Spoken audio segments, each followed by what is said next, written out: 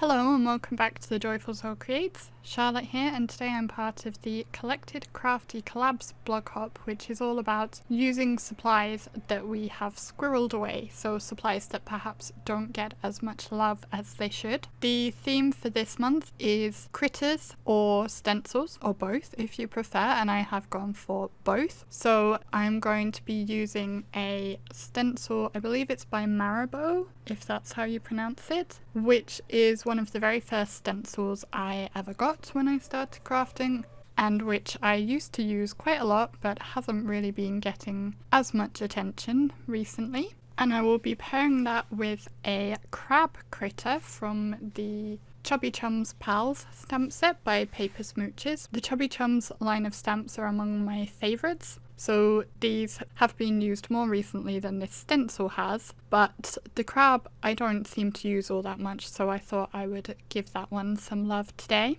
I started by stamping the crab onto the lower right hand corner of my card base with MFT Black Licorice Hybrid ink and masked it off, and then I'm going to do some stenciling using Mountain Mist ink from Altenew.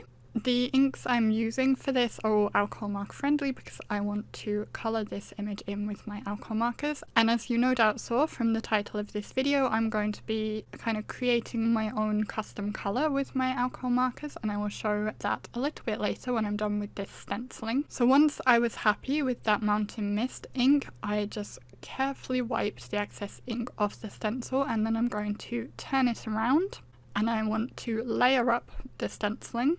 So the reason I've turned it is that I'm going to make sure I'm inking in a different area now than I was before. And as I did with the Mountain Mist ink, I'm keeping the colour most intense where the crab is and then fading it out towards white as I get further away from that crab. The piece of post-it tape I have used on the edge of my stencil means I can lift my stencil up and check how the ink blending looks under it without actually having to lose my position. With the ink blending done, I'm just going to remove my mask, and I will use my reverse tweezers just to carefully prise this off. The mask is just made of some scrap paper which I coated with Tombow Mono Multi liquid glue, and I will keep that mask with my stamp set for future use. Here I am going to start on my colouring.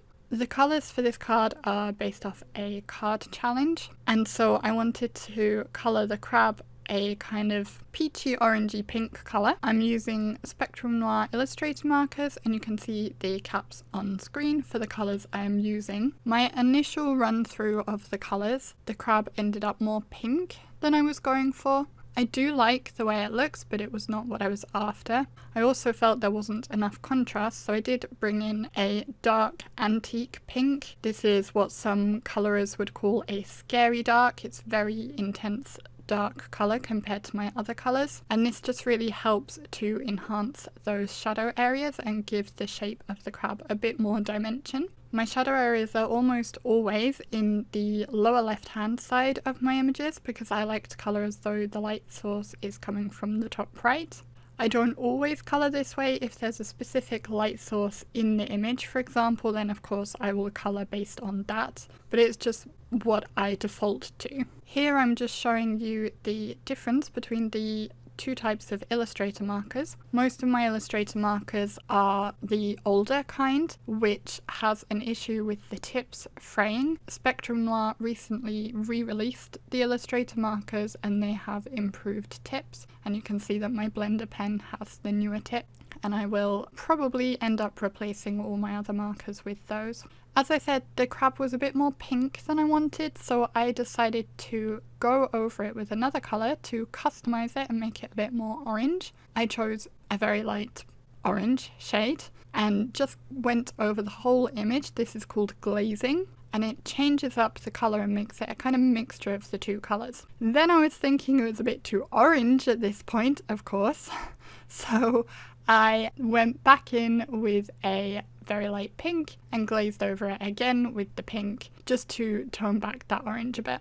I'm going to add a little bit of shading to the eyes and the teeth using blue and ivory respectively, and blend that out with my blender pen. And then I'm again going to use my blender pen for adding my shadowing beneath the crab. I wanted this to be very soft, so I'm doing tip to tip with a very light grey and the blender pen and just adding the shadow under the crab. This actually faded back to be lighter than I would have preferred, so if I was to do this again I probably would have just gone straight in with the grey and then blended that out with the blender pen on the paper, which would have given me a more intense shadow and I think would have worked better. With all the colouring done, I'll place the card base back into the MISTI, and I did leave my stamp in place there, so I can now re-stamp it. And I used Versafine Onyx Black ink for the re-stamping, which gives a nice crisp impression. And then I'll position my sentiment from the same stamp set and stamp that with the same Versafine ink. As a final touch, I have a white gel pen and I'm just going to add some highlights along the edge of my crab. The highlights, as you can probably imagine, should go on the lighter edges of your crab or whatever critter or thing you are colouring, because that's where the light is hitting. If you put your white gel pen highlights in your shadow areas, that doesn't really make sense because the light is not hitting those areas.